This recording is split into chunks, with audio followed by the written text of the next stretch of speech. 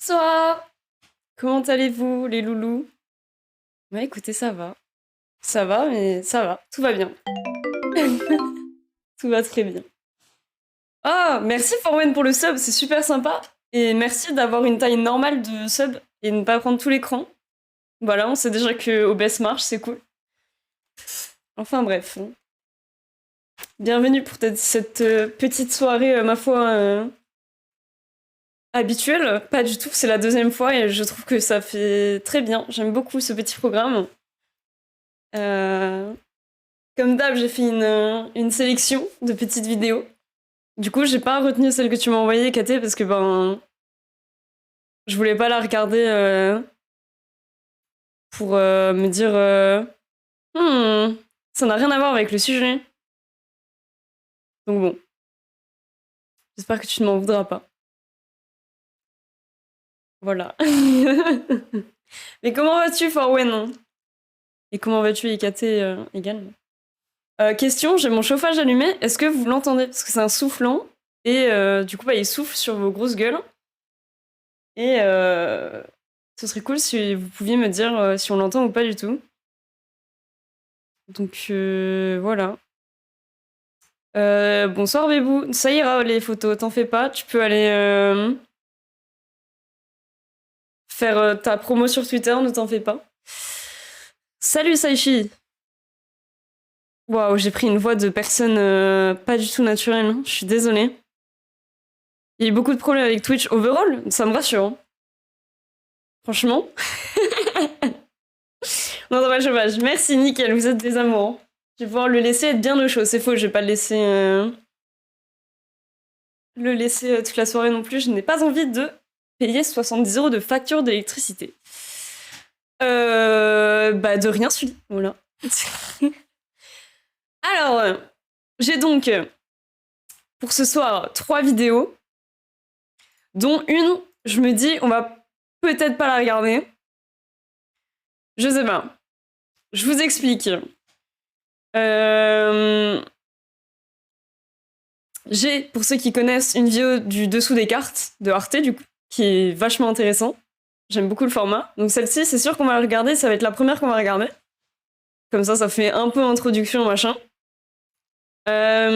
Et ensuite, pour les deuxièmes, j'en ai une encore de Arte.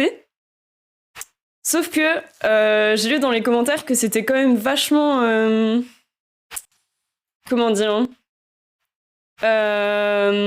un peu trop centré niveau européen.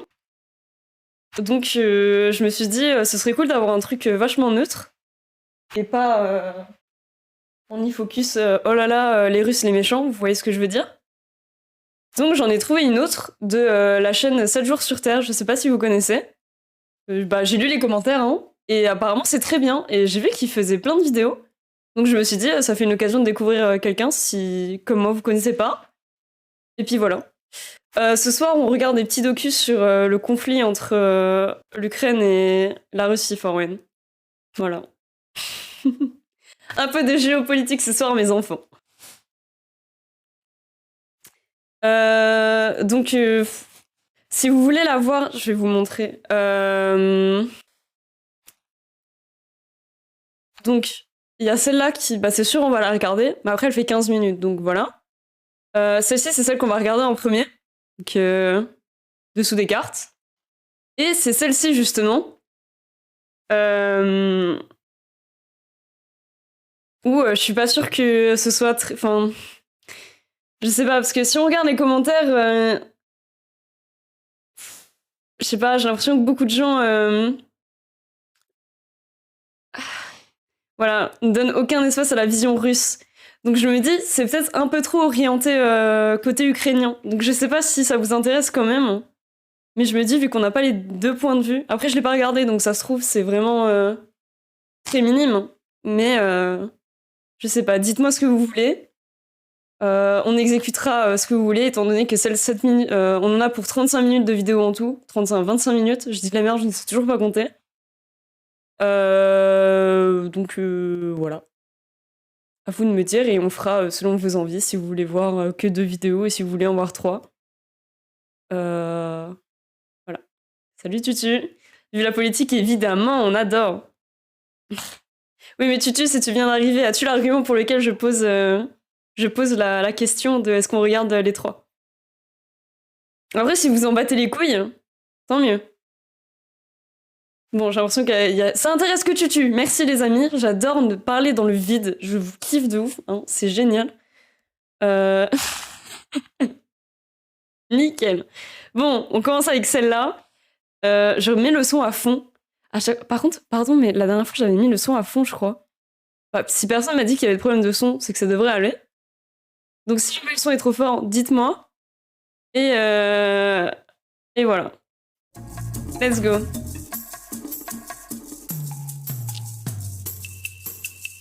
Bah, je sais pas si on Chers va amis du sur Dessous les des trois. cartes, voici une Alors, leçon de géopolitique, une interview carte sur table en lien avec l'actualité internationale. Et aujourd'hui, on va prendre la direction de la frontière Russie-Ukraine, où vous le savez, des dizaines de milliers de soldats russes auraient été regroupés avec des moyens militaires considérables. Après l'invasion de la Crimée en 2014, Moscou prépare-t-elle celle de l'Ukraine? Pourquoi Kiev a parlé de coup d'État imminent? Coup de bluff ou vraie menace de guerre aux portes de l'Europe? On en parle avec vous, Tatiana Kastueva-Jean. Bonjour. Bonjour. Merci bonjour. d'être en ligne avec nous. Vous êtes chercheuse à l'IFRI, l'Institut Je français des l'adore relations déjà. internationales. Et comme toujours, on va reprendre avec vous la chronologie des événements. Alors tout d'abord, peut-être rappelez-nous rapidement l'historique des relations Kiev-Moscou depuis l'arrivée au pouvoir de Vladimir Poutine. Ça risque d'être compliqué. L'Ukraine a toujours été dans l'affirmation de son identité et la défense de sa souveraineté. Les moments de tension les plus forts, évidemment, c'est 2004, la révolution orange. Et cette révolution orange a marqué un rapprochement de l'Ukraine avec l'Union européenne et l'OTAN. Mais en 2010, de nouvelles élections. En Ukraine, les présidents changent et c'est Viktor Yanukovych, le président qui était considéré plutôt pro-russe, qui arrive au pouvoir et la relation est très différente. C'est à ce moment-là la révolution sur Maïdan, la révolution de dignité qui est arrivée parce que Viktor Yanukovych ne souhaitait plus signer l'accord d'association avec l'Union européenne, mais plutôt l'accord de l'Union eurasiatique sous l'égide russe. Donc il y a dans ces relations une grande composante géopolitique. Pardon, mais la tête de la madame à gauche me bute. Je suis désolée, je peux pas. Le fait qu'ils aient lancé un plan sur elle et qu'elle est juste genre... Ça m'extermine. Ah, t'inquiète, Formen. Si tu es juste de passage, bisous. Ne t'en fais pas. C'est pas grave. Et oui, mais c'est cool, c'est des cours d'histoire cool. Mais c'est trop bien. Venez, on retourne tous en cours d'histoire. Pas du tout. Mais si, mais elle est trop drôle. Regardez sa tête. C'est un mème. Elle vous fixe dans les yeux. Vous allez avoir son visage toute la nuit. Aujourd'hui, nous sommes dans une situation où l'annexion de la Crimée a eu lieu en 2014. Elle a été suivie par une guerre à l'est de l'Ukraine. Nous sommes dans l'impasse et nous sommes de fait dans un état de guerre hybride. Revenons, si vous le voulez bien, Tatiana, à cette annexion de la Crimée par la Russie de Vladimir Poutine en 2014. Comment Poutine a-t-il réussi à imposer, au fond, cette annexion à la communauté internationale? Déjà, première remarque, les Russes ne parlent jamais d'annexion. C'est plutôt la réintégration de la Crimée. Au fond, la Crimée n'a jamais été complètement détachée de la Russie. Russophone, avec des médias russes qui sont très présents sur le péninsule, avec une université russe qui forme les cadres, avec la présence de la flotte de la mer Noire. Donc, il y avait déjà tout le terrain préparé, si vous voulez, pour cette annexion-réintégration. Sauf que dans la foulée de Maïdan, de la révolution de Maïdan à Kiev, il y a de petits bonhommes verts sans un signe qui débarquent en Crimée Des et petits qui bonhommes aident verts. à la prise des principaux bâtiments administratifs de la Crimée et qui contribuent ensuite à l'organisation du référendum dont la communauté internationale ne reconnaîtra jamais la légitimité. Alors, il y a la Crimée, Tatiana, et puis il y a d'autres fronts qui sont moins connus entre Kiev et Moscou, avec d'autres séparatistes pro-russes en Ukraine. Est-ce que rapidement, vous pouvez là encore nous expliquer de quoi nous parlons? Juste après l'annexion de la Crimée, en effet, il y a eu des événements à l'est de l'Ukraine. Pour les Russes, il s'agit d'une guerre civile avec les républiques séparatistes qui n'ont pas souhaité rester sous l'autorité de Kiev. Et pour les Ukrainiens, il s'agit plutôt de l'arrivée des instructeurs militaires et de GRU, donc le contre-espionnage militaire russe, avec l'aide desquels ces régions ont finalement déclaré leur envie de se séparer de Kiev. C'est un conflit qui a déjà fait presque 14 000 morts. Et on cite souvent le chiffre d'1,5 million de personnes déplacées. Donc c'est un conflit qui n'est pas gelé, c'est ce qu'il faut le dire. Il y a encore toutes les semaines des morts, souvent par les tirs de sniper, et nous sommes très très loin du règlement de ce conflit. C'est sans doute le moment, Tatiana, de parler de ce Je dirigeant. me permets 2 minutes. Elle date de quand? Elle date du 8 décembre. Donc ça fait quand même 1 mois et demi déjà. C'est terrible, hein. Enfin, je voulais juste savoir Ukrainien, Monsieur Zelensky, qui lui depuis quand. n'a aucun problème pour parler d'annexion, quand Vladimir Poutine, lui, rétorque qu'il ne fait au fond que répondre à une offensive du camp occidental et de l'OTAN.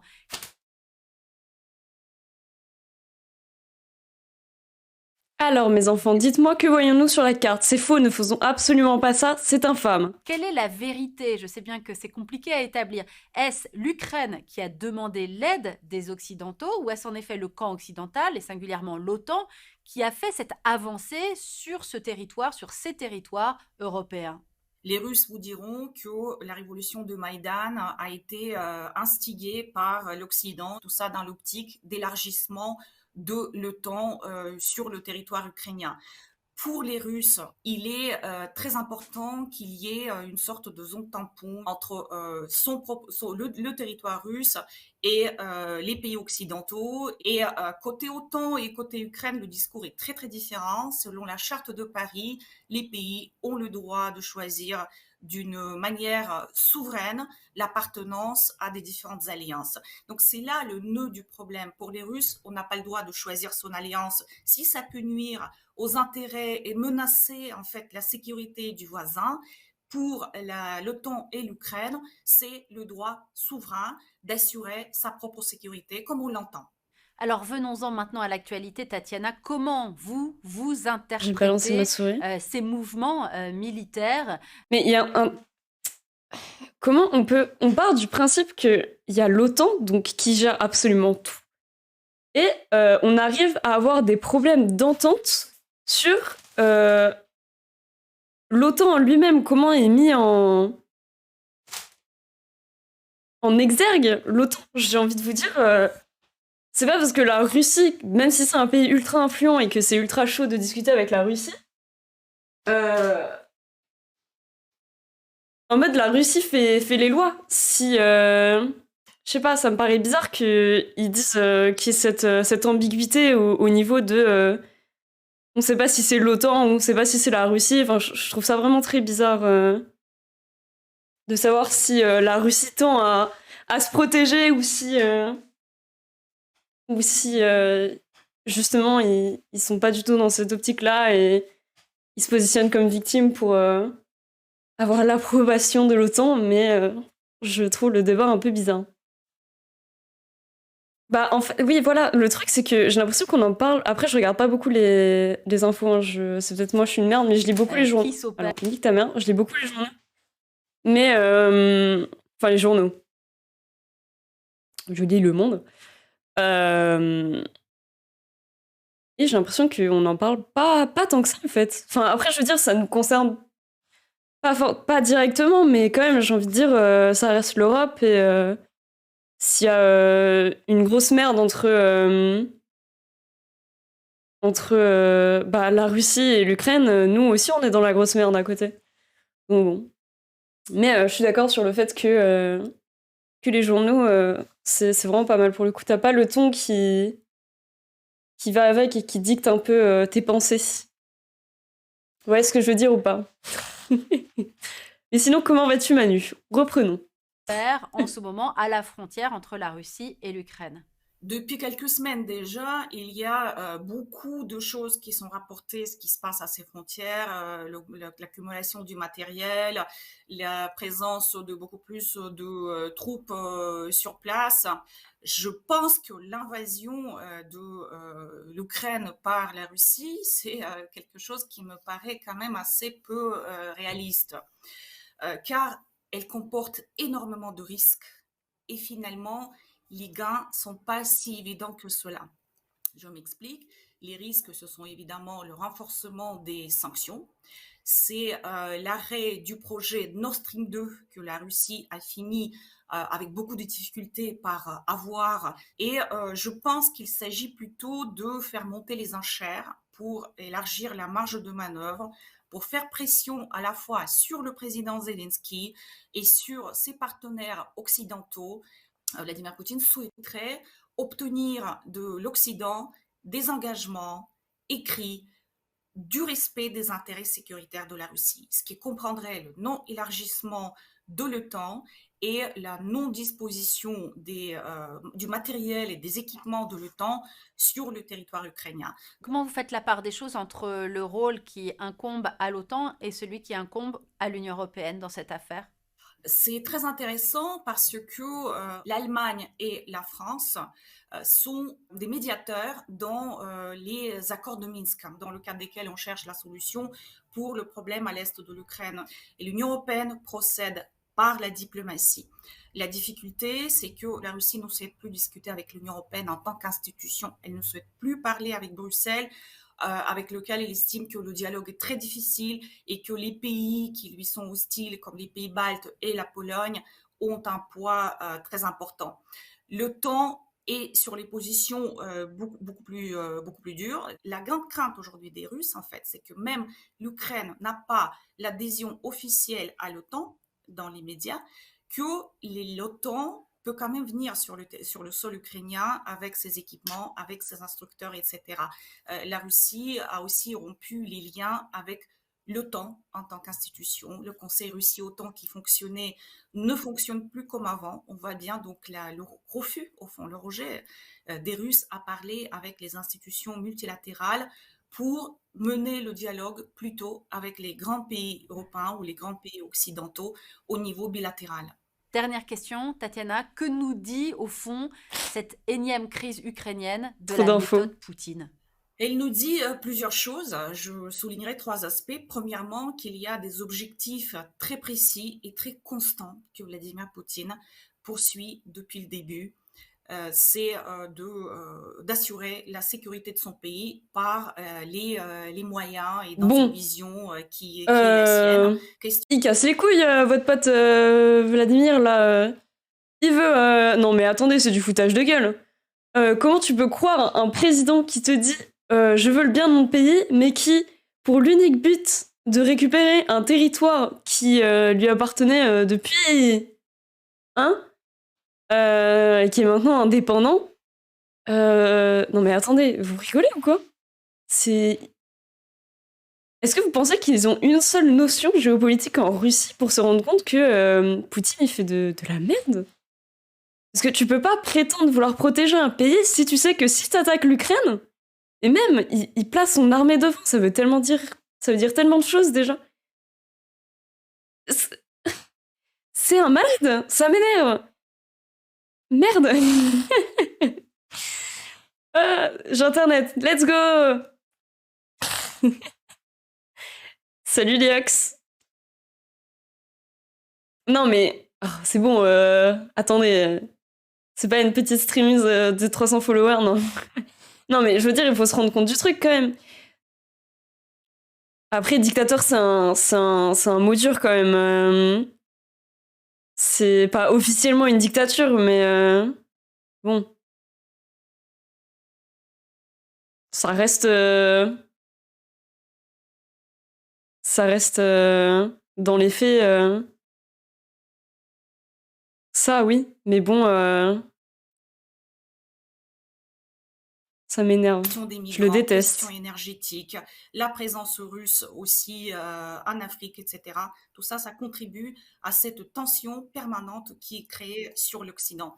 Par ailleurs, il utilise toute une panoplie d'outils qui est extrêmement large, où rien n'est interdit. On a vu ça, par exemple, sur la présence des milices privées Wagner en Afrique. Et le dernier point de ce qu'on voit dans la méthode Poutine, c'est ne rien lâcher, ne faire aucune concession aux Occidentaux, ceux qui négocient avec la Russie, que même quand on fait des propositions, on se heurte à un mur. La Russie a vraiment aujourd'hui, depuis 2014, un discours où tout est mis à contribution, les médias, les diplomates, les militaires, ça avance dans le même sens.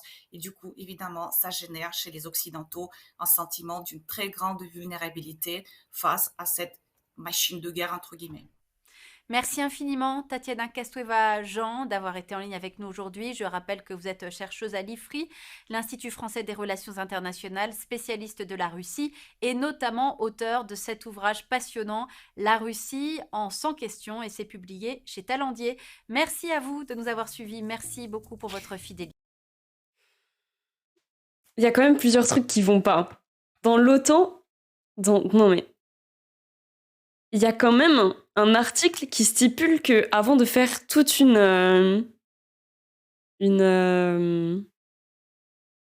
attaque armée, toute guerre, tout semblant de guerre, il y a consultation auprès de toutes les autres parties avant, donc auprès de tous les autres pays. Et que, en l'occurrence, si un pays est attaqué par un autre pays, il y a tous les pays membres de l'OTAN finalement vont faire la guerre avec. Il y a quand même vachement des incohérences, je trouve. Enfin, après, on sait pas tout, mais ça m'énerve. Hein. Je ne comprends point. Et bah, bisous Liox.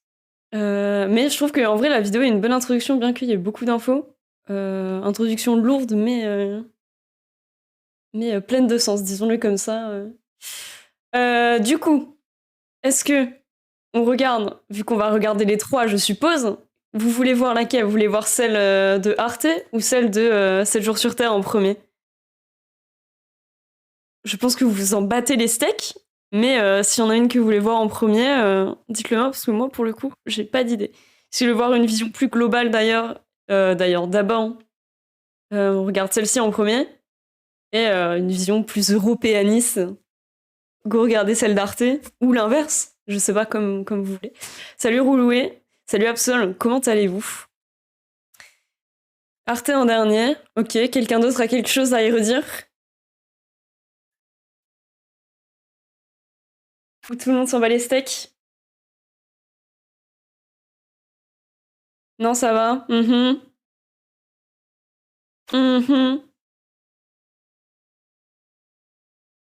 Si cela vous va, alors... Merci pour votre forte participation dans le chat, j'apprécie. De jour en jour.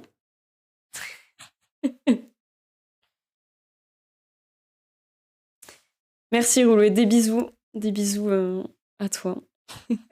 Bah, en fait, je pense qu'il y a vraiment une trop grosse peur de répéter les erreurs du passé en termes de guerre, et c'est pour ça que ouais, il y a une trop grande ambiguïté en termes de guerre, de conflit armé, parce que surtout que maintenant on est en 2021. J'ai envie de vous dire, c'est pas les mêmes guerres. Surtout vu comment Poutine est déter et mobilisé. Bon. Non, mais vous participez si vous voulez. Après, c'est mieux que quand je pose une question, vous répondez. Mais bon, libre à vous. Bon, allez, let's go.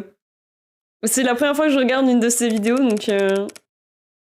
Mes amis, bonjour et quel plaisir de vous retrouver pour un nouvel épisode. Cette semaine, on se parle de géopolitique, j'ai dit 2021, je suis désolée. Particulièrement de deux conflits qui retiennent l'attention du monde entier depuis déjà... Oh, j'adore! Oh oui! Pardon, je suis obligée de remettre j'adore, j'avais pas capté son accent. J'adore, j'ai adoré cette vidéo, il est trop gentil. Mes amis, bonjour et quel plaisir de vous retrouver pour un nouvel épisode. Cette semaine, on se parle de géopolitique, plus particulièrement de deux conflits qui retiennent l'attention du monde entier. Vraie question, est-ce que dans le chat, quelqu'un arrive à faire un accent québécois? mais genre un vrai bon accent québécois, je trouve ça impossible, c'est un skill caché. C'est un gift, vraiment. Vous êtes trop fort. C'est tout, ce sera mon seul commentaire. Bisous. Depuis déjà plusieurs semaines. Il est question bien sûr de l'Ukraine ainsi que de la Biélorussie.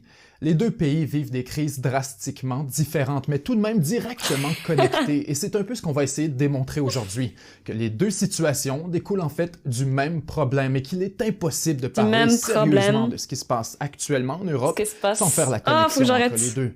Faisons un retour rapide sur les événements.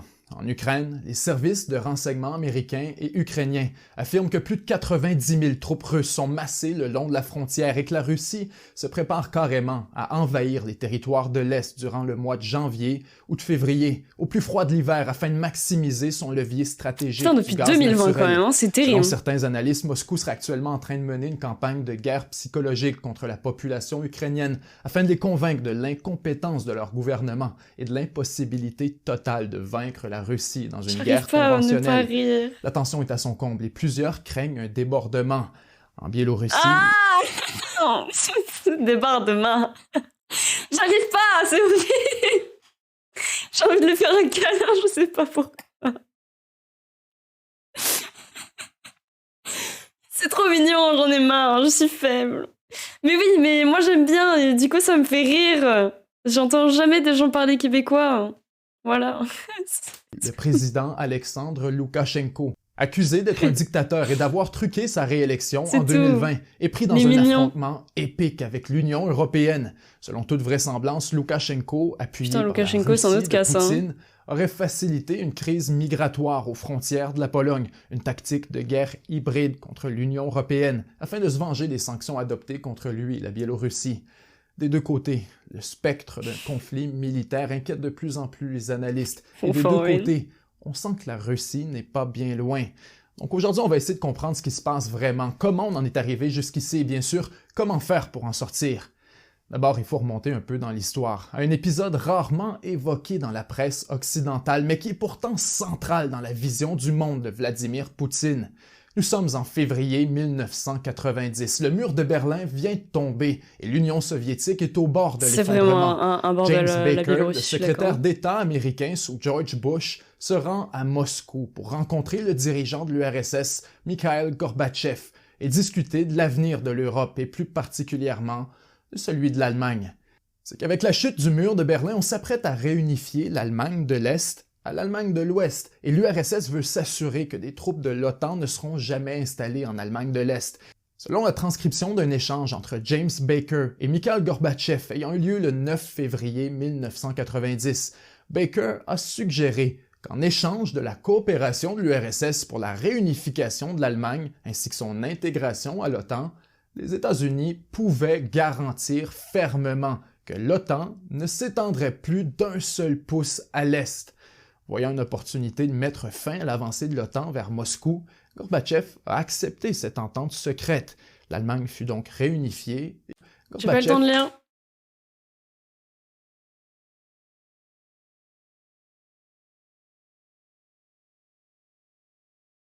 Les magouilles. Après, bon, est-ce que t'es crédible quand tu t'énerves avec n'importe quel accent, j'ai envie de te dire. Mais non, mais ils sont mignons, laissez-les tranquilles. A accepté cette entente secrète.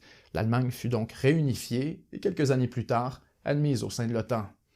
Et pendant tout ce temps, un certain Vladimir Poutine occupe le rang de colonel au sein des... Pardon, mais il a exactement la même tête que maintenant, juste des cheveux en moins. C'est tout. Service secret et un peu de soviétique, le KGB. Il est donc aux premières loges pour observer ces tractations diplomatiques. Le problème, c'est qu'après l'éclatement de l'URSS en 1991, l'OTAN brise sa promesse envers Moscou et se lance dans une grande expansion de l'alliance militaire. En 1999, on ajoute la Hongrie, la République tchèque et la Pologne.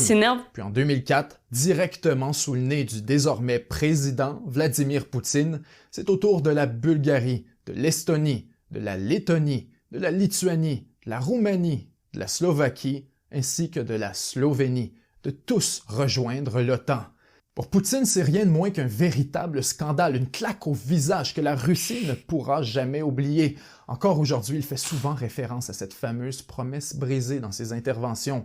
Selon Kerr Giles, expert des questions de sécurité touchant la Russie, la notion selon laquelle l'OTAN a fait et rompu la promesse qu'elle n'accepterait aucun nouvel État membre en Europe de l'Est est l'une des idées fondamentales qui guident la vision de la Russie, d'un Occident hostile. C'est la même personne. Oui, non mais, mais t'as compris, il a la même tête en 90 qu'en 2022, frérot. Non mais... non mais... tu as très bien compris ce que je voulais dire, Ekaté.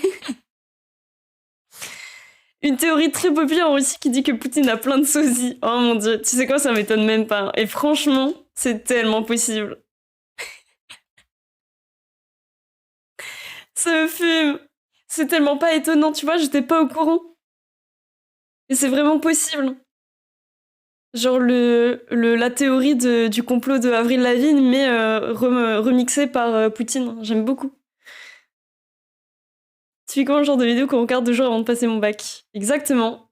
Oh, sauf qu'on ne passe pas le bac aujourd'hui. Voilà. Ni les prochains jours.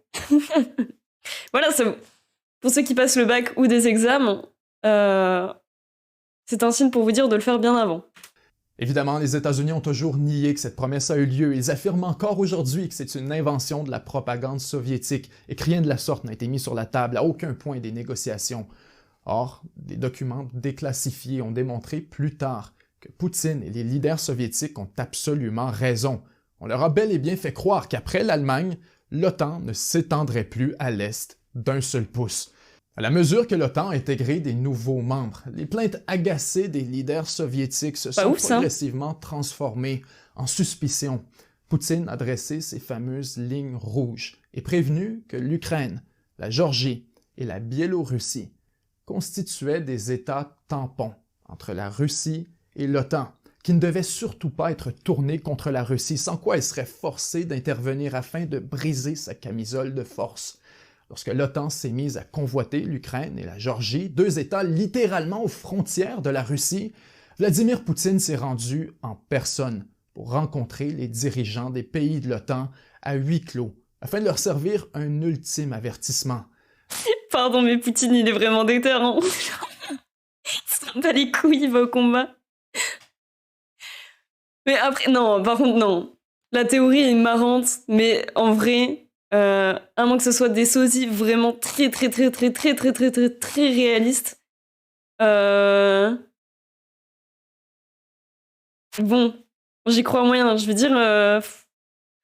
Après, c'est peut-être des malades, ils font de la chirurgie et tout. Enfin, j'en sais rien. Mais on part trop loin dans le délire. Pourquoi on pense même à ça? Il met un coup de pression à l'OTAN, mais en même temps, tu as vu la personne normale, wesh. Largement ignorée dans la presse occidentale, cette rencontre marque pourtant oui, je suis d'accord, le complot est super drôle, historique majeur. Et les transcriptions des échanges sont carrément hallucinantes, surtout avec le recul et l'information qu'on possède aujourd'hui. D'abord, selon les transcriptions, Poutine a déclaré à ses collègues que Moscou percevait l'approche de l'OTAN aux frontières de la Russie comme une menace réelle et a promis des mesures adéquates. Il a laissé entendre que si l'OTAN continuait le processus pour intégrer la Géorgie, alors la Russie reconnaîtrait l'Abkhazie et l'Ossétie du Sud afin de créer une zone tampon entre l'OTAN et la Russie. Souvenez-vous bien de cette menace, puisqu'on y reviendra très bientôt. Le président russe poursuit ensuite en parlant de l'Ukraine. En passant, qu'est-ce que l'Ukraine, demande Poutine? C'est même pas un État. Une partie de son territoire est l'Europe de l'Est, et une partie importante, a été donnée par nous. Poutine suggère de manière très transparente que si l'Ukraine est admise à l'OTAN, alors cet État cessera tout simplement d'exister et la Russie pourrait commencer à reprendre les territoires qu'elle a donnés. Évidemment, ces 2 avertissements ont été ignorés par les pays membres de l'OTAN et j'imagine que vous voyez venir la suite. En août 2008, quelques jours seulement après la rencontre à huis clos avec les leaders de l'OTAN, la Russie passe de la parole aux actes et envahit la Géorgie, infligeant une véritable humiliation à l'armée géorgienne. À l'issue des affrontements, cette dernière est complètement neutralisée et Poutine reconnaît 2 nouveaux États tampons le long de la frontière russe, soit l'Abkhazie et l'Ossétie du Sud. Voilà donc chose faite pour le premier avertissement. Le signal de Poutine est clair, l'OTAN doit renoncer immédiatement et définitivement à franchir les lignes rouges de la Russie, sans quoi elle devra en assumer les conséquences. Et c'est ce qui nous amène à aujourd'hui.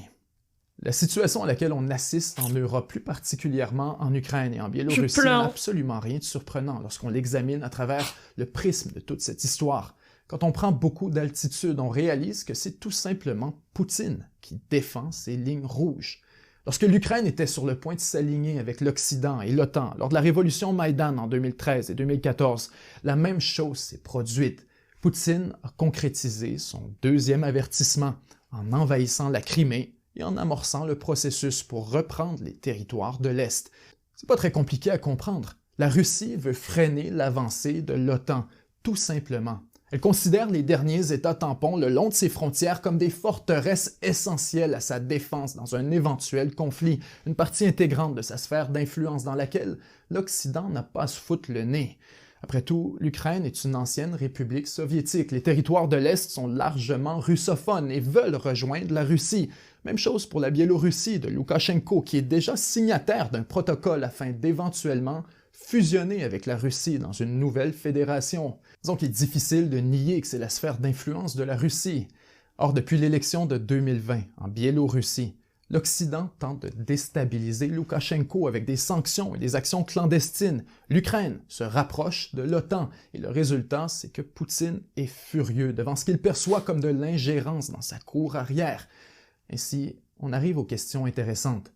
La Russie est-elle complice de la crise migratoire orchestrée par Loukachenko à la frontière de l'Union européenne?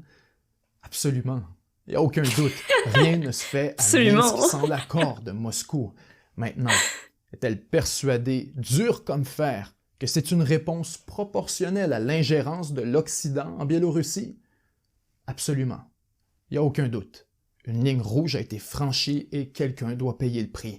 En poussant des milliers de migrants vers la frontière polonaise, Poutine déstabilise l'Union européenne, exactement comme il est convaincu que l'Union européenne tente de le déstabiliser. Œil pour œil, dent pour dent. En Ukraine, l'accroissement constant de la présence... Je vais le mettre pause. Pardon, je vais reprendre. My bad. Alors, bizarrement, je n'ai aucun souvenir du coup de pression de Sarkozy. Alors, si vous avez une vidéo ou même l'anecdote, je veux bien, je suis preneuse. Parce que là, pour le coup, ça ne me dit absolument rien. Je suis une merde inculte et je le reconnais. Loukachenko est une merde, je suis d'accord. C'est un fact, c'est tout. Œil pour œil, dent pour dent. Voilà. En Ukraine, l'accroissement constant de la présence militaire russe le long de la frontière inquiète l'OTAN et Washington considère que la Russie prépare carrément une invasion des territoires de l'Est au cours des mois de janvier ou février. Ce n'est pas impossible. Or, quand on prend du recul et qu'on considère l'ensemble du portrait, on réalise que Poutine n'en a probablement rien à faire de l'Ukraine. Rien à faire de la Biélorussie ou de la Géorgie non plus. Poutine serait prêt à échanger tout ça contre une garantie ferme que l'OTAN ne s'étendra plus jamais à l'est de ses positions actuelles. Une entente ferme, multilatérale, écrite noir sur blanc et à la face du monde entier cette fois, puisque la Russie ne fera pas 2 fois la même erreur. Dans exactement 37 secondes, tu vas voir comment écrire des emails m'a payé Je m'en bats les couilles, monsieur. mes vacances en Espagne. Regarde. Je m'en fous. Après... Je m'en bats les steaks, littéralement. Merci, Tutu. C'est pas une vidéo que c'était en meeting privé, mais quand Sarko est ressorti de la salle, il est parti se saouler qu'il n'avait pas tenu. Waouh. Waouh. Ok. Voilà la taille de son pays à la France. Ah ouais. Après 4 jours à rédiger le script pour cette émission, Poutine vient tout juste de sortir publiquement pour confirmer la théorie et proposer exactement ce genre d'entente avec l'OTAN. Sécurité contre sécurité. Si l'OTAN renonce à l'Ukraine, la Russie fera pareil. Or, si l'OTAN essaie d'avaler l'Ukraine, alors ce sera la guerre. Et pour que cette menace soit crédible, La Russie n'a pas le choix de montrer qu'elle est sérieuse, donc il ne faut pas se surprendre du déploiement massif des troupes russes le long de la frontière ukrainienne. C'est un nouvel avertissement, mais aussi une tactique pour amener l'OTAN à la table de négociation sous ses propres conditions. À mon avis, ça se finira de l'une de ces manières. L'option 1, c'est que l'OTAN s'engage à ne plus progresser vers l'Est. La Russie retire ses troupes de la frontière ukrainienne, arrête de sponsoriser des crises migratoires vers l'Union européenne et tout le monde vit en paix pour toujours. Or, l'OTAN ne fera jamais ce genre de garantie. Ce serait offrir un levier stratégique immense à la Russie pour faire essentiellement ce qui lui chante à l'intérieur de sa sphère d'influence, et ce, en toute impunité, directement sous les yeux de l'OTAN. Ce qui nous amène donc à l'option 2. L'OTAN refuse les demandes de la Russie. La Russie envahit les territoires de l'Est et l'OTAN doit choisir si elle ira ou non défendre l'Ukraine. Ce qu'elle ne fera pas, puisque personne ne veut déclencher la Troisième Guerre mondiale. Bah oui, c'est ça le truc. Les territoires russophones, qui à toute fin pratique fonctionnent déjà comme des extensions de la Russie.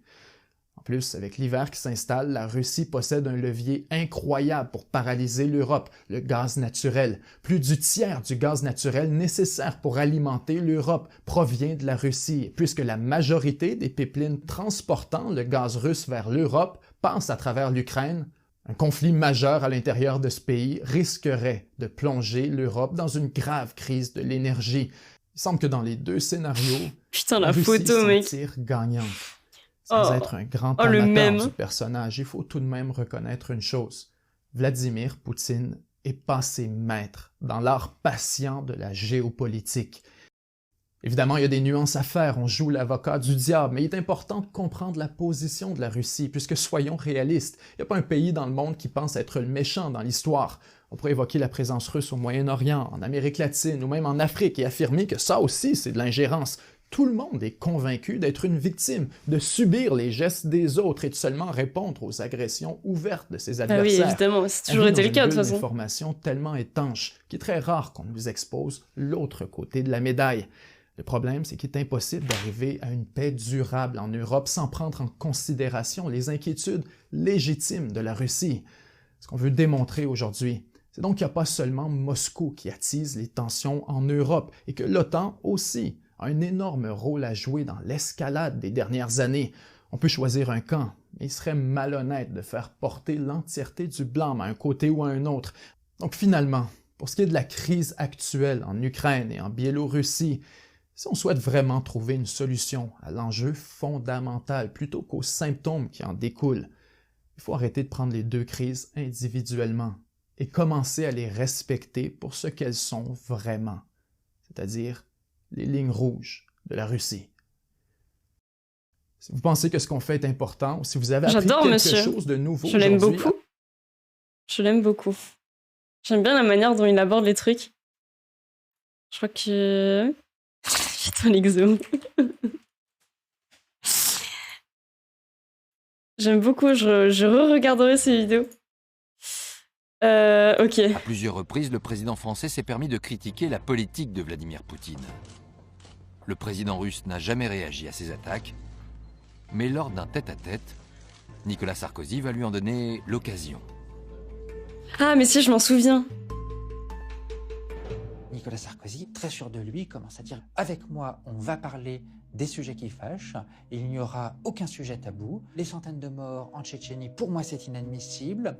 Ania Politkovskaya, la journaliste russe assassinée, pour moi, c'est inadmissible. » Vladimir Poutine, écoute, commence par juste laisser parler Nicolas Sarkozy. Il l'observe et il laisse un temps de silence.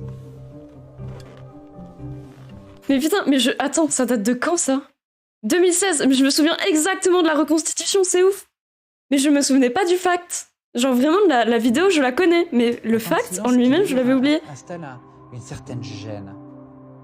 Putain, et Katé, si t'as envie de te bourrer la gueule, vas-y, hein, frérot. Un peu narquois, et lui demande, c'est bon, t'as fini, là ? Sarkozy, oui. Bon, alors, je vais t'expliquer. Tu vois, ton pays, il est comme ça. Mon pays, il est comme ça. Alors maintenant, de deux choses l'une. Ou bien tu continues sur ce ton et je t'écrase, ou alors tu arrêtes de parler comme ça. Et tu verras, tu viens juste de devenir président de la France, mais je peux faire de toi le roi d'Europe. On m'a juste dit que son discours était ponctué d'insultes, de propos humiliants, de façon à vraiment imposer sa volonté à Nicolas Sarkozy. Et Nicolas Sarkozy va être juste éberlué. Il n'en vient pas. Et Nicolas Sarkozy va avoir du mal à s'en remettre. Il est encore sous le choc de cette conversation lorsqu'il se présente à sa conférence de presse. Mesdames et messieurs,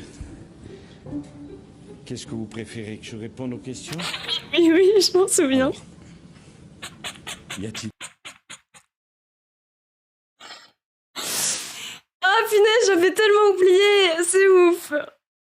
Mais non, mais tu te bourrais la gueule parce que tu mets dans ton fact de l'alcool alors qu'il n'y a pas une goutte d'alcool dans le fact.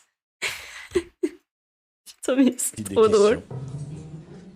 Dans la salle, tout le monde s'en rend compte. Oh, ça me bute, j'avais oublié. Les journalistes s'amusent à penser que la rencontre avec Vladimir Poutine a été un peu trop arrosée de vodka. Les commentateurs de l'époque avaient oublié que... Ah oui, mais c'est parce qu'ils avaient pensé, ok, oui. Pas, ou pratiquement pas, et Nicolas Sarkozy non plus d'ailleurs. On a eu cette interprétation sur la soi-disant ivresse de Nicolas Sarkozy, alors qu'il était en fait simplement... Vive l'alcool.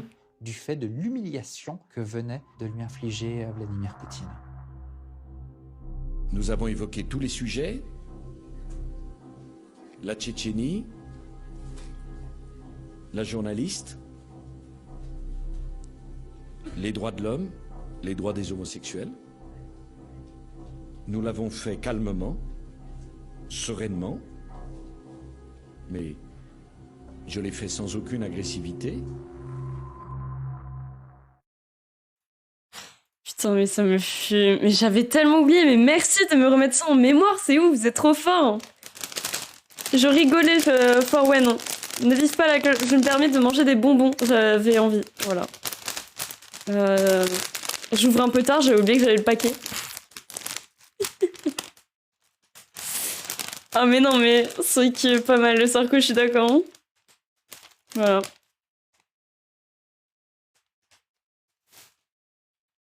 Bon.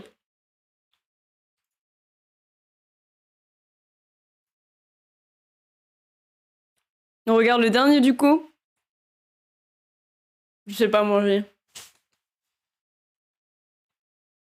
Bah après en fait le truc c'est que c'est géopolitique orienté politique. Du coup, il y a trop d'infos. Mais je trouve que ça va, mais je trouve que ça reste important quand même de... Enfin je veux dire, c'est pas de la politique... Comment dire, nationaliste, je peux dire ça comme ça? En mode... Je sais pas, y a pas de propagande dans le sens où... Bah déjà, moi, je cherche pas à vous inviter à réfléchir sur la politique. Hein. Moi, je vous dis, les trucs comme ça, même si ça concerne de la politique ou de la géopolitique, c'est justement juste à but informatif. Parce qu'on essaie de traiter des sujets... Voilà. Oui, mais dans géopolitique, il y a quand même le côté géographique. Là, on reste... on n'est pas full politique non plus, tu vois. Mais là, je pense que là, ça va vraiment être politique, mais bon. C'est une mise en garde sans ambiguïté On qu'a verra. lancé hier le patron de l'OTAN. Toute future agression russe contre l'Ukraine se paiera cher. Depuis plusieurs semaines, la Russie déploie de nouvelles troupes armées le long de sa frontière avec l'Ukraine. Les renseignements américains affirment même que les Russes pourraient passer décembre à 2021. l'offensive début 2022. Des accusations balayées par le Kremlin. C'est de l'hystérie créée de manière artificielle. Ces tensions relancent la crainte d'une reprise des combats entre l'Ukraine et la Russie. En 2014, dans le Donbass, dans l'est de l'Ukraine, des séparatistes pro-russes équipés par Moscou ont pris les armes contre Kiev, soutenus de son côté par les Occidentaux. Vladimir Poutine a alors annexé la Crimée.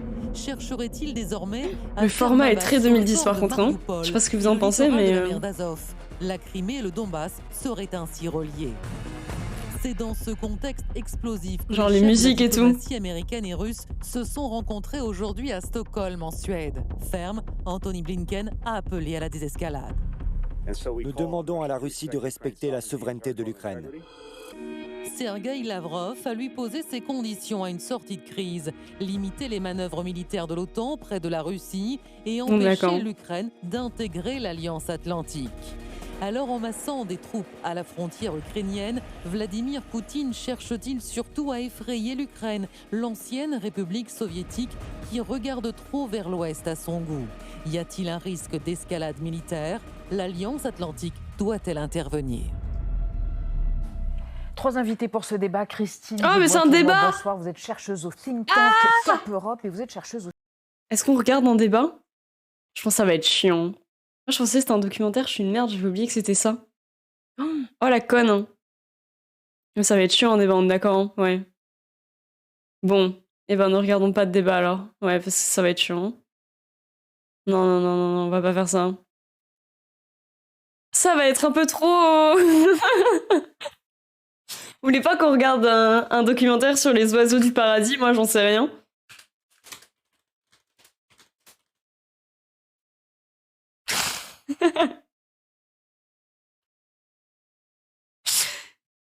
Genre la danse hilarante de l'oiseau du paradis. Non mais c'est dommage, je trouve qu'il n'y a pas assez de bonnes vidéos sur ce sujet-là. Genre... Celui qu'on a regardé du québécois, elle était vraiment bien.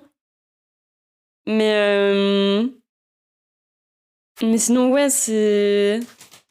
Trop... Enfin c'est trop acté politique lourd dans le sujet. Faudrait que quelqu'un pas totalement hors sujet politique le fasse, mais je sais pas, genre Hugo Decrypt fasse une vidéo. Bah ça se trouve il l'a fait, je suis une merde. Hein. Mais à part dans les actus...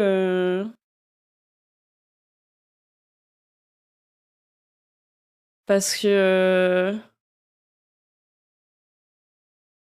Il les a fait dans l'actu du jour de la semaine dernière, mais... Voyez, Walou. Les trompettes de l'Apocalypse, ça va pas ou quoi? Moi, je vous dis, venez, on regarde des trucs mignons, je sais pas. On dirait qu'on vient de regarder un film d'horreur et qu'on essaye de détendre l'atmosphère en mode on n'arrivera plus jamais à regarder un truc comme ça.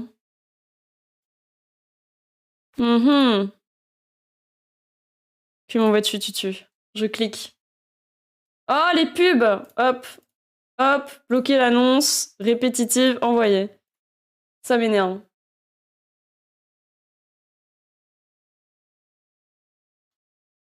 Bon bah on regarde ça alors. C'est Tutu qui suggère.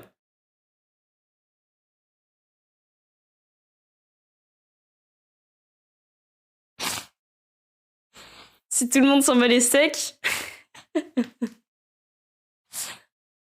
Enfin regarde ça, hein. Je vous montre pas, je suis une merde. Ça. Pardon.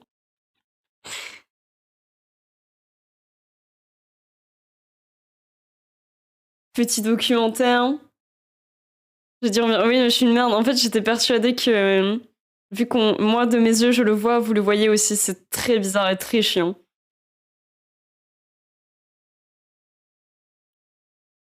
Je pense que ça va être cool à regarder, en vrai, même en... Je sais pas, ça vous dit? Non? Vous en battez les couilles?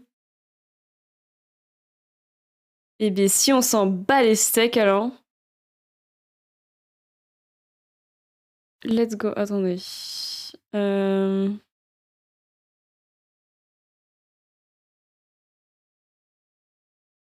Ok. Si c'est nul, on remet la faute sur Tutu. Le son est ultra fort.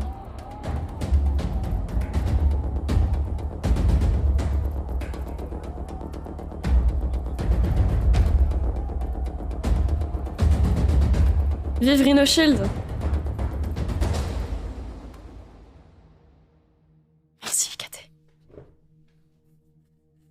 En ce moment même, il y a 7 ans, l'Ukraine s'enflammait. En 2013, Viktor Yanukovych est au pouvoir depuis 3 ans. L'ancien pays membre de l'Union soviétique est en discussion depuis quelques années avec l'Europe pour arriver à des accords de libre-échange perçus comme une lueur d'espoir par pas mal d'Ukrainiens. Mais au début de l'hiver 2013, le gouvernement annonce brusquement l'arrêt des négociations avec Bruxelles au profit d'un rapprochement avec Moscou. Le volte-face dans une Ukraine en pleine crise économique et rongée par la corruption ne passera pas.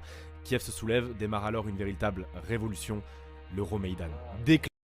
Un reportage Netflix sur l'Ukraine. Je veux bien que tu m'envoies, enfin que tu partages le nom, Manu, en vrai, mais on pourra pas le regarder du coup parce que Netflix, à moins que je sois un jour sponsorisé par Netflix et que je pense honnêtement que ça risque d'être compliqué. Comme ça, au moins, tout le monde peut. Voilà. Que l'annonce tombe, des dizaines de milliers de manifestants occuperont la place de l'indépendance. Je suis une merde, je sais pas lire. Oui, s'il le cite, oui. La seule réponse qu'apportera Viktor Yanukovych sera la force et la censure. C'est le début de mois de manœuvres politiques bancales et d'une escalade de la violence. Merci. Le 22 janvier 2014, alors que les manifestations ne désemplissent pas, Sergueï Nigoyan et Yuri Verbitsky seront les premiers morts du soulèvement. Un tué par balle et l'autre tabassé à mort. Face à l'autorité, le mouvement se radicalise et de ce que m'ont expliqué certains ayant participé, mourir était devenu une option. Par moins 10 degrés, la place du Maïdan, qui ressemble désormais à une forteresse, brûle jusqu'à ce que la violence atteigne son apogée fin février. Les Berkouts, la police anti-émeute, ouvrent le feu à l'AK-47. Pire, des snipers dont l'origine est encore aujourd'hui très floue balayent de leurs chargeurs les rues qui sont devenues de véritables champs de bataille. Yanukovych perd complètement le contrôle et est obligé de fuir dans la nuit du 21 février en hélicoptère jusqu'en Russie où il séjourne encore aujourd'hui. L'Euromaïdan est spécial parce que pendant que chez nous beaucoup songent à la quitter, cette révolution est la seule connue en faveur de l'Union européenne. Et si vous voulez en savoir plus, allez mater les documentaires Winter on Fire qui est dispo sur Netflix, il est incroyable, et ou All Things Ablaze réalisé par un Ukrainien et qui lui est dispo gratuitement sur YouTube et qui tous deux traitent du Maïdan. Maintenant, je suis une merde, je ne sais pas lire. Joueur dans la partie.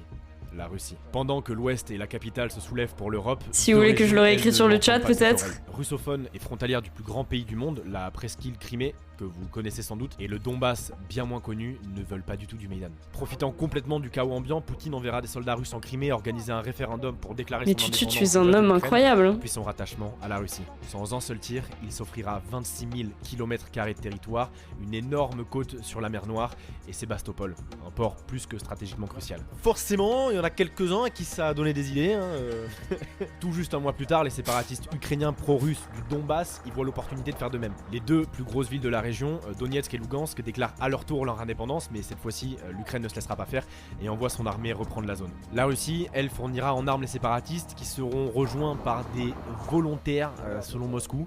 Ça, c'est sur le papier, parce qu'officieusement, des dizaines de preuves et de multiples sources locales rapportent que des soldats bien entraînés et eux bel et bien de l'armée régulière russe se seraient aussi retrouvés sur le front pour combattre les Ukrainiens, notamment en 2014-2015, ce qui est aujourd'hui formellement nié par le Kremlin. C'est ce qu'on appelle, dans le jargon, une douille. De 2014 à 2015, la guerre dans le Donbass est un massacre en règle avec milices, parfois d'extrême droite, et armée ukrainienne d'un côté, et séparatistes pro-russes et véritables russes de l'autre. C'est tellement chaotique que l'horreur ira jusqu'à éclabousser le reste du monde avec la destruction par erreur du vol civil international MH17 par les séparatistes pro-russes de Donetsk avec un missile sol-air, lui acheminé de Russie, qui a conduit à la mort de plus de 300 personnes, dont 80 enfants. C'est une des rares fois où le conflit a été largement médiatisé. Il pleuvait littéralement des morts dans les champs. Les coupables continuent de nier. Depuis, les cessez-le-feu se succèdent sans jamais être réellement respectés. Non, c'est pas moi et Kate qui choisit, sinon je le mettrai à chaque fois. C'est Twitch. D'ailleurs, une star de télé ça me casse les couilles d'ailleurs. Dans laquelle il interprétait. Parce que avant, ça se mettait tout le temps, je sais pas si vous vous souvenez. Et depuis, c'est en mode random. Je sais pas, c'est pas moi qui choisis, c'est Twitch et je peux rien y faire, donc je suis désolée, c'est très chiant, je sais. Donc je sais pas par rapport à quoi c'est, j'ai jamais su, et si quelqu'un sait, je veux bien qu'il me le dise. Mais non, c'est pas nous qui choisissons. Donc voilà. Le président, voilà, je trouvais juste l'info marrante. Qu'est-ce qu'il a dit? J'ai pas écouté. Il interprétait le président Zelensky, qui était d'ailleurs une star de télé ukrainienne dans laquelle il interprétait le président. Voilà, je trouvais juste l'info marrante. A fait de la pacification de cette région une de ses priorités. Le conflit s'est enterré et c'est là-bas que j'étais début décembre 2020 pour voir la situation 7 ans plus tard de cette guerre européenne oubliée.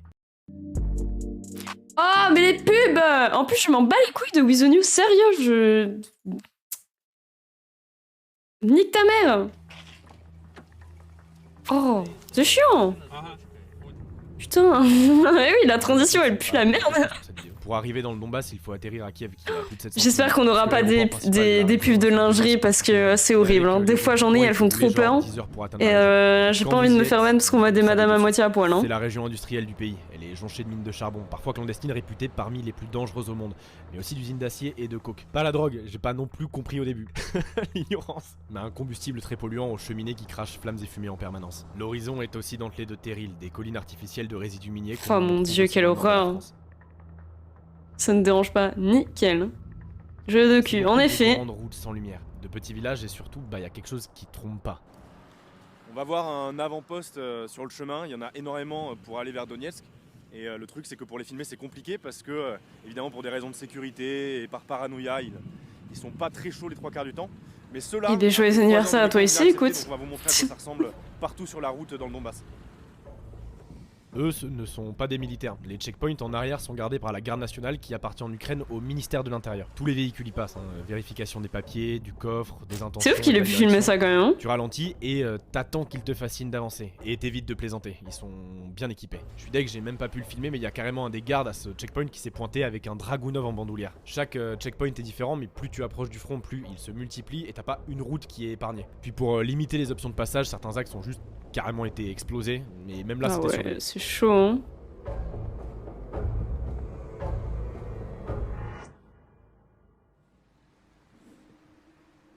La Lada 4x4. Vraiment.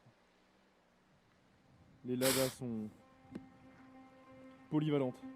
Mais de la vingtaine ou la trentaine qu'on ait croisé, je crois que le checkpoint le plus singulier qu'on ait pu voir restera celui qui permet d'entrer dans Peski. Pour entrer dans la zone de front où se situe Peski, il faut passer un gros checkpoint qui est derrière moi, qui est construit sous l'ancien périphérique. C'est horrible, c'est l'apocalypse sérieux. Qui n'a pas été terminé. Et ils ont appelé le checkpoint République. Ah bah tiens, on en parlait. Allez, hop, pour vos yeux. Il est où? Donetsk, mais du coup qui n'a pas été terminé. Et ils ont appelé le checkpoint République. Voilà. Moi, mais vous êtes des malades. Et vous voulez que je me fasse ban? C'est ironique. Sérieusement. Peski, c'est ici. C'était un village de la banlieue de Donetsk, de ce qu'on m'a expliqué, vivaient ici essentiellement les plus fortunés qui voulaient s'éloigner du centre-ville. Et depuis le début du conflit, c'est un des villages... C'est pas la question que ce soit la lingerie le problème, c'est les madames qui mettent en avant la lingerie. Un peu trop proche de Donetsk. On s'en fout que ce soit la lingerie tant que c'est pas porté par des madames à poil. Moi aussi je m'en fous, mais j'ai pas envie de montrer des madames à moitié à poil sur Twitch. Surtout que les pubs de lingerie, généralement, elles sont pas si subtiles que ça, donc... La ligne de défense séparatiste. Donc on est arrivé à Peski, c'est une ville qui a été récupérée des mains des séparatistes en 2014. Je vous envoie le lien des pubs si vous voulez, y a pas de problème. C'est une ligne qui est vraiment très proche de Donetsk et je vais vous montrer aussi un peu l'état de la ville, quoi, parce qu'il n'y a plus grand chose.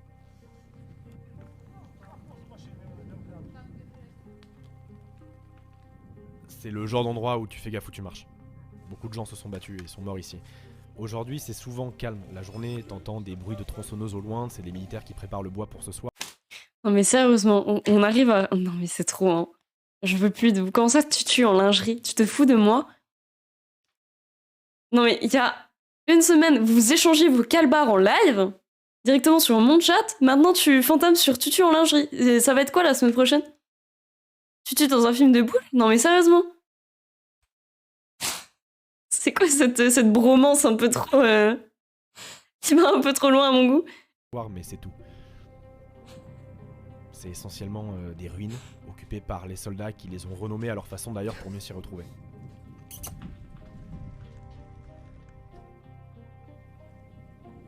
Oh mon dieu. Putain, donc après un saut par l'état-major que je peux évidemment pas vous montrer, on est parti escorter d'Ibiza, et je vous avais prévenu, direction Paris. Ils se sont dit que c'était une image symbolique et tout, c'était cool. Et oui, non, moi non plus, du coup je m'attendais pas du tout à aller à Paris en plein sur le front de la guerre ukrainienne. Paris, c'est leur position la plus avancée. Je peux pas vous dire précisément à combien, mais on est à quelques centaines de mètres des positions séparatistes. Quand on entre, il fait noir, toutes les fenêtres sont barricadées, tout le monde se tait, tout le monde la boucle. À l'étage, seule une pièce est chauffée d'un poêle, les AK côtoient les photos de drones et documents confidentiels. Puis on nous amène rapidement dans la pièce la plus à l'avant, celle d'où ils observent l'ennemi. Ce qui m'a de suite attiré le regard, ce sont les murs criblés d'impacts de balles de snipers séparatistes qui ont tenté leur chance à travers les petites ouvertures. Un coup d'œil dans les jumelles et on peut apercevoir plusieurs lieux. D'anciennes positions, Les 2 tours d'aération, je crois, d'une ancienne mine qui rappelle étrangement quelque chose, un cimetière, mais surtout les restes de l'aéroport de Donetsk où s'est déroulée une des batailles les plus féroces du conflit. Et j'ai très facilement trouvé des images d'archives sur YouTube pour que vous compreniez ce qui s'est passé là-bas.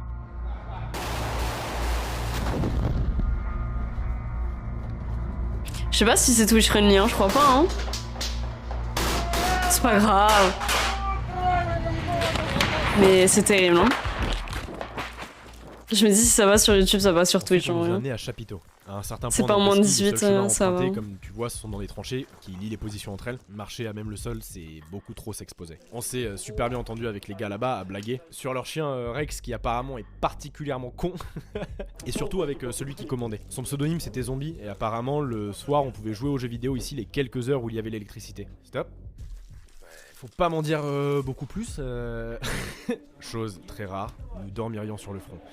Officiellement pour essayer d'entendre des tirs, 3 jours plus tôt des séparatistes étaient venus provoquer le chapiteau en pleine nuit. Officieusement, on me propose une partie de jeux vidéo, voilà, vous voulez que je dise quoi? On a fait d'autres trucs ce jour-là, puis une fois la nuit tombée, Zombie est venu nous chercher. On l'a suivi dans le noir total des tranchées par un froid glacial. Seule une petite frontale rouge est autorisée, la seule autre lueur que l'on aperçoit vient de l'horizon, où ce sont les lumières de Donetsk, et j'ai enregistré, c'était trop particulier.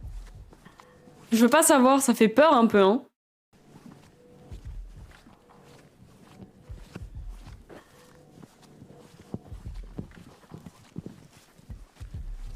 Mais attendez, déjà, première question. Comment il a réussi à tourner un documentaire avec des mecs ici, dans ce genre d'endroit? C'est incroyable. Donc le mec a porté ses couilles, a dit « Bonjour, je filme un documentaire pour la France, je peux venir avec vous ?» C'est incroyable, hein. Bah ouais, les contacts... Mais oui, mais même, je veux dire, c'est ouf quand même. Je me doute que c'est les journalistes et ce genre de choses, mais c'est incroyable.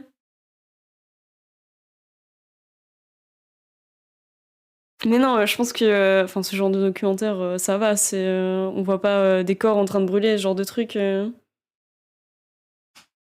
Oui, mais le roi des rats, il a pas filmé tout aussi bien que là, on voit, tu vois. Enfin, lui, il est... Je sais pas si vous voyez ce que j'essaye de dire, mais là, je veux dire, le mec est dans le conflit. Enfin, dans le conflit. Si, on peut parler de conflit, il est dedans. Alors que le roi des rats, il était pas impliqué à ce point-là dans sa vidéo. Putain, ils sont chauds les journalistes, hein. Ouais, mais après, je pense que c'est juste le fait de filmer... Après, je pense qu'il y a quand même des accords et tout, mais ça reste incroyable. Autant au niveau dangerosité qu'au niveau avoir des images. Même l'abri souterrain qui ne se trouve qu'à la frontale. Dans le noir, t'oublies quoi. On a mangé et après on avait du temps à tuer, donc ils m'ont fait essayer la vision nocturne. Ça marche, je dois dire, super bien. En même temps, quelque part, vaut mieux. Enfin, heureusement quoi. Putain, c'est ouf. Donc ça, c'est si un jour laisse-moi dans mon ignorance sur The Elder Scrolls Online qui vous explose ou que votre mother base de MGS est attaqué, dites-vous que c'est peut-être un soldat au front ukrainien. Pour cette nuit, on aura un silence total. D'après les zombies, ça faisait même longtemps qu'ils n'avaient pas eu une nuit aussi paisible. Mon Dieu. Me dire qu'il y a peut-être des Ukrainiens sur CS. Là, on est à Slavano-Siersk, en tout cas autour, parce que c'est une situation qui est inverse à celle de Pesky. À Pesky, c'était les Ukrainiens qui avaient... C'est pour ça qu'on avait des games de merde éclatés, j'en suis persuadé. La ville, et là, ce sont donc les séparatistes pro-russes qui ont la ville, et les Ukrainiens qui l'entourent avec des tranchées, donc on va vous montrer ça. C'est peut-être un endroit qui va être désengagé, en tout cas c'est ce qui se disait dans la diplomatie. Donc on va voir, mais je vais vous montrer déjà à quoi ça ressemble la situation inverse, quand c'est les Ukrainiens qui sont autour, dans des positions extérieures à la ville, et que ce sont les séparatistes qui ont la ville. On la voit un peu dans le loin, mais on peut pas y rester non plus filmer trop longtemps. Ici la situation est différente, et l'ennemi aussi d'ailleurs. Les séparatistes se divisent en 2 républiques, celle de Donetsk et celle de Lugansk. Les deux ne sont pas en conflit, mais pas non plus identiques. Slaviano-Serbsk, là où on se situe, est sur le front de Lugansk. Pour atteindre des positions comme celle-ci, c'est énormément de routes dans la forêt sur du bitume exécrable avec des radios séparatistes en fond qui diffusent des discours de Lénine entre 2 sons soviétiques. Ah oui, putain.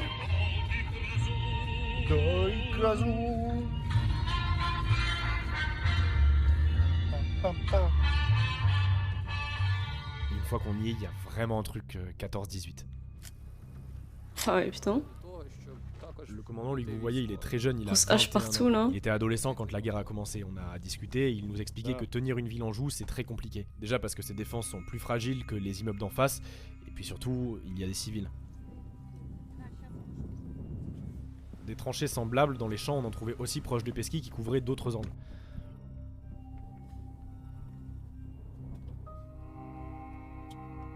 Les soldats s'enterrent, souvent accompagnés de chiens qui traînent là et qui sont devenus les leurs.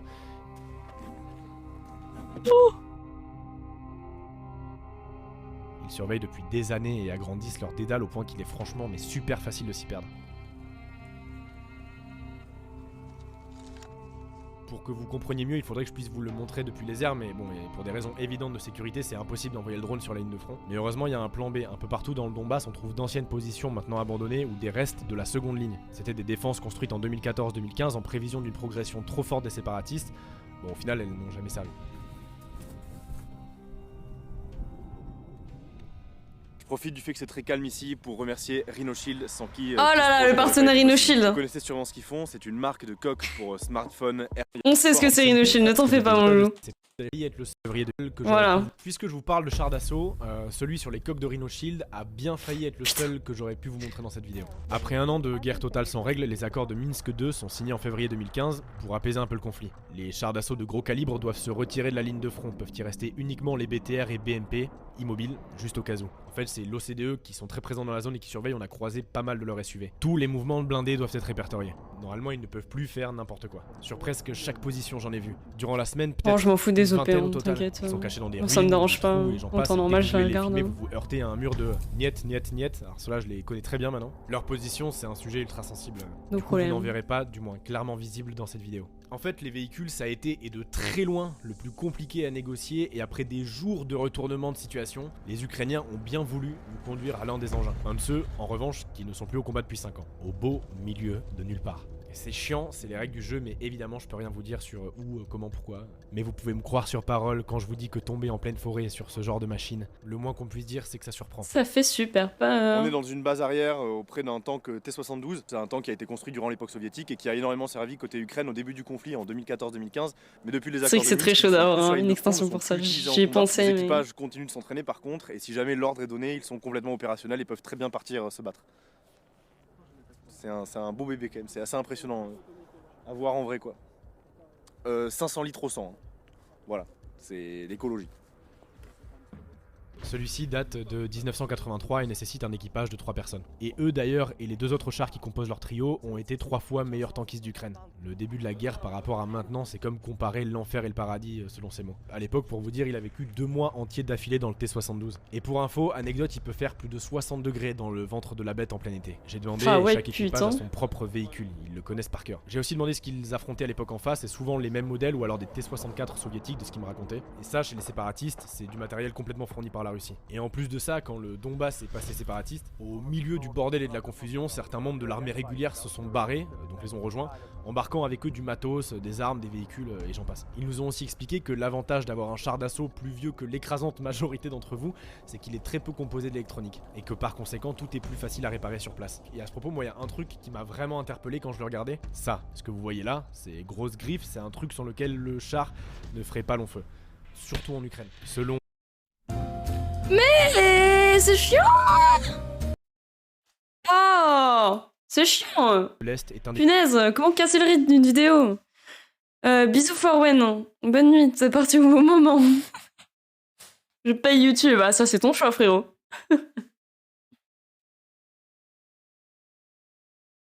Oh là là, go payer YouTube, non, pas du tout. Des territoires les plus minés jamais. Au monde. À moins que je sois très riche et que j'ai beaucoup d'argent à perdre. Des sapeurs de l'armée ukrainienne ont même pris le temps de nous montrer l'enfer qui se cache dans la terre du Donbass. Dans un champ vers Pesky. Et alors là, t'en as pour tous les goûts. De l'anti-char, de l'anti-personnel, avec des systèmes de pression. Oui, mais Spotify, c'est utile. YouTube, je m'en bats les couilles d'avoir des pubs, j'ai envie de te dire. Je m'en fous. C'est pas très grave. En plus, je regarde rarement des documentaires sur YouTube, mais ça me dérange pas quand je suis toute seule. Quand je suis avec vous, c'est un peu chiant, mais je vais pas payer YouTube... juste pour vous montrer des vidéos, c'est un peu chiant. Mais je n'ai pas envie d'avoir YouTube Music, je suis très bien avec Spotify, j'ai pas Je me suis toujours bien débrouillée. Déjà avec Spotify gratuit, j'ai adopté le luxe en prenant Spotify Premium, notamment pour les streams. Mais sinon, YouTube Music, j'en ai absolument pas d'utilité. Alors vraiment, c'est pas sur YouTube que j'ai écouté de la musique. En plus, sur mon téléphone, je regarde jamais de vidéos. Ce serait pas rentable pour moi. Il y en a même comme celle mais je respecte qu'on achète. Mais pour moi, je le ferai pas. Comme des roquettes. Alors j'espère qu'on ne va pas le voir lancer des roquettes. Ils ont pris quelques photos de leurs trouvailles et franchement, autant sur certaines ça va, autant il y a des fois, faut vraiment s'y prendre plusieurs fois avant de repérer le piège. Pour les trouver, où ils ont une sorte de détecteur de métaux.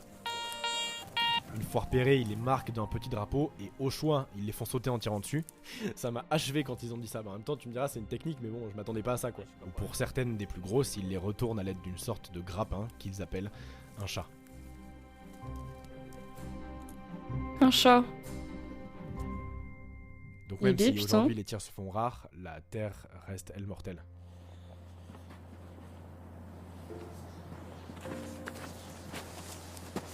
Donc là on est dans la région de Lugansk, dans un cimetière militaire au milieu d'un cimetière lui normal beaucoup plus grand. C'est au milieu d'une forêt. Il faut savoir que depuis le début du conflit, il y a eu plus de 4000 combattants ukrainiens qui sont décédés. Et parmi tout ça, il y a 69 membres de l'armée qui restent inconnus ou disparus. Et il y en a qui sont enterrés ici en attente d'identification peut-être un jour. Il y en a aussi qui sont identifiés et qui sont là. Il y en a notamment un qui a décidé de rester là où il serait décédé.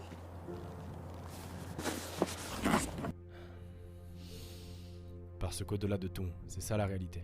C'est une guerre qui, en quelques années, a ôté la vie d'au moins 13 000 personnes. Et autant de putain, c'est énorme, 13 000 personnes. Des vies continuent d'être balayées. Les pertes militaires, séparatistes et ukrainiennes se valent. Tout comme les pertes civiles. Plus de 3 000 d'entre eux sont morts. Et c'est sans parler des plus de 2 millions de personnes qui ont dû fuir les combats.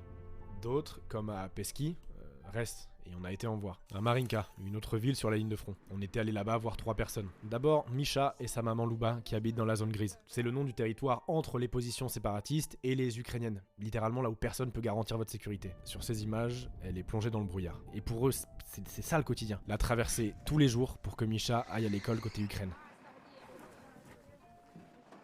Ils nous ont expliqué qu'ils ne seraient pas sont beaucoup quand même. De l'argent pour ça. Dans le coin, ils nous ont dit ne plus être qu'une poignée et qu'avec le temps, Misha avait 7 ans quand ça a commencé, ils s'y sont fait, ça les ferait même plus. On l'a accompagné à l'école où tout semble finalement presque normal.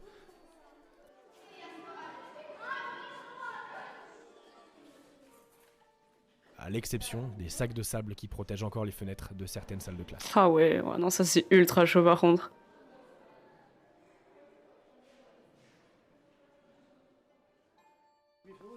On est à Marinka chez Sergueï et c'est un des habitants qui habite le plus proche de la ligne de front actuellement. Oh, elle blablate. Et depuis chez lui, on voit très bien les positions pro-russes et pro-ukraine. Eh ben, Misha, ouais. Oui, son chien s'appelle aussi Misha, putain. Juste à l'angle de chez Sergueï, il y avait même une ancienne position ukrainienne. Il nous a expliqué que c'était un peu sa façon à lui, malgré son âge, de soutenir son armée. Alors du terril que vous voyez là-bas, ça arrive qu'il y ait des tirs en direction du jardin de Sergueï. Ah ouais, putain.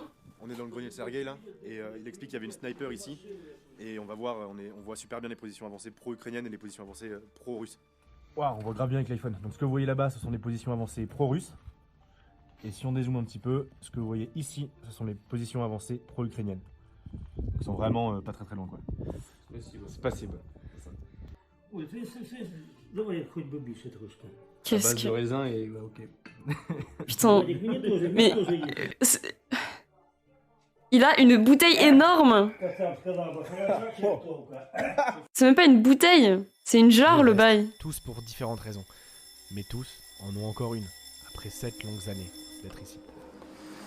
On est à Stanitsa Luganskaya, c'est le seul point de passage du conflit si on veut aller donc de l'Ukraine aux régions séparatistes. Autrement, les gens qui veulent arriver dans la zone séparatiste doivent passer par la Russie. Donc en faisant un grand tour, il y a à peu près 2000 personnes qui passent ici par jour. Et donc une fois qu'ils ont été contrôlés par les Ukrainiens juste derrière, ils traversent une zone où il n'y a pas de militaires, il y a un grand pont. Et de l'autre côté, ce sont les séparatistes qui les récupèrent. Et pareil, ils sont recontrôlés, etc. Le seul point de passage encore actif d'une ligne de front de plus de 400 km. Le Covid a joué dessus, normalement ils sont un peu plus nombreux. Il y a encore un dialogue. Kiev, Donetsk, Lugansk et Moscou négocient pendant que les soldats eux attendent. C'est une guerre qui se gèle, qui selon tous n'est pas prête de s'arrêter tant les enjeux sont énormes. Le Donbass n'est sûrement qu'une porte d'entrée pour la main russe sur l'Ukraine. Mais de ce que j'ai beaucoup entendu, ce qui m'a le plus frappé, c'est une phrase que beaucoup de personnes ont. De mon fixeur, de militaires, de journalistes locaux, de civils, personne, aucun d'entre eux, malgré le voisin russe, n'aurait imaginé un jour voir la guerre dans leur pays. On ne parle pas d'Afrique, d'Asie, d'Amérique latine, mais d'Europe. 4 heures de vol depuis Paris maximum. C'est derrière la putain de porte d'à côté que résonnent les calaches et l'artillerie. Je trouve le conflit dans le Donbass très spécial. Non seulement pour ce de quoi il est parti, la fracture d'une population entre son histoire passée et sa vision d'aujourd'hui, mais aussi parce qu'il nous rappelle à quel point la paix est fragile. Que la guerre en tant qu'échec de la diplomatie n'est jamais très loin. Que rien, même si ça fait mal de l'entendre, mais qu'absolument rien, et encore moins la paix, n'est acquise. Et les jours où il vous arrivera d'en douter, repensez à eux. Repensez au Donbass. C'est horrible. C'est horrible. La tête du pays, je sais pas si on se rend compte, mais ça fait tellement peur. C'est un cauchemar. Hein. Je mets ma tête du coup, comme ça ferait encore plus peur. Hein. C'est horrible. Je ferme YouTube pour la peine. C'est vrai que ces vidéos sont très très bien. Elles sont très bien. Et bien rythmées, je trouve. J'aime bien. Merci pour la reco. J'aime beaucoup. Donc bon. Je vais peut-être... je sais pas ce que vous en pensez. Peut-être que je vais supprimer la VOD. Je sais pas ce que vous en pensez. Parce que je me dis, le passage où il tire avec des armes, peut-être que...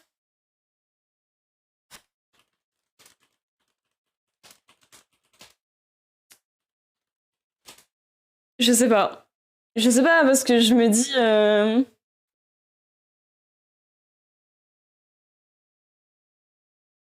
Ouais, je la délète quand même, on sait jamais.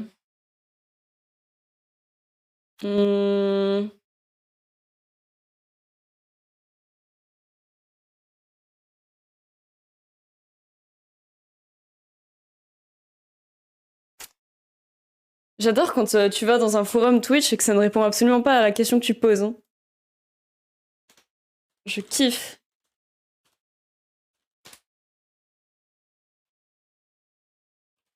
Hop là. Non mais je suis contente parce qu'on a appris des trucs quand même, bien que ce soit trop sérieux comme vous dites. Je trouve que ça reste des sujets importants à aborder et que c'est cool la déconne, mais que